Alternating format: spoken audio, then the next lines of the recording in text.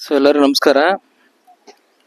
ನೀವು ನೋಡ್ತಿರ್ಬೋದು ಇವಾಗ ರೈತರಿಗೆ ಎಂತ ಸಮಸ್ಯೆ ಎದುರಾಗೈತೆ ಅಂದ್ರೆ, ಇದು ಮೊದಲು ಬಿತ್ತಿರ್ತಕ್ಕಂಥ ಗಿಡ. ಸೊ ಮೊದಲು ಬಿತ್ತಿದಾರೆ ಜೂನ್ ಫಸ್ಟ್ ವೀಕಲ್ಲಿ, ಚೆನ್ನಾಗಿ ಬಂದೈತೆ. ಆಮೇಲೆ ಬಿತ್ತಿದ್ದು ಗಿಡಕ್ಕಾಗೈತೆ. ಸೊ ಮೊನ್ನೆ 10 ದಿನದಿಂದ ಮಳೆ ಬಂದಿರೋದ್ರಿಂದ ಇದು ಜರ್ಮಿನೇಷನ್ ಆಗಿ ಬಂದೈತೆ.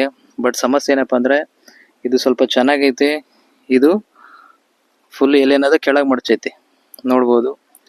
ಸೊ ಗಿಡದ ಆರೋಗ್ಯನದು ಎಷ್ಟು ಕೆಟ್ಟೈತಂತ. ಎದಕ್ಕೆ ಹಿಂಗಾಗೈತಪ್ಪ ಅಂತಂದ್ರೆ, ಹಸಿರು ದೋಮೆ ಅನ್ನೋದು ಭಾಳ ಇಂಪ್ಯಾಕ್ಟ್ ಆಗೈತೆ. ಸೊ ನೀವು ಈ ಟೈಮಲ್ಲಿ ನೀವು ಯಾವುದೇ ಕಾರಣಕ್ಕೂ ವಿಚಾರ ಮಾಡಬಾರ್ದು. ಸ್ವಲ್ಪ ಚೆನ್ನಾಗಿರ್ತಕ್ಕಂಥದ್ದು ಕಂಪನಿ ಎಣ್ಣೆನೆ ತಂದು ಸ್ಪ್ರೇ ಮಾಡಬೇಕು. ಪರ್ಟಿಕ್ಯುಲರ್ ಆಗಿ ನೀವು ಹಸಿರು ದೋಮೆಗೆ ಸ್ಪ್ರೇ ಮಾಡಿದ್ರೆ ನಿಮಗಿದು ಕಂಟ್ರೋಲಿಗೆ ಬರ್ತೈತಿ.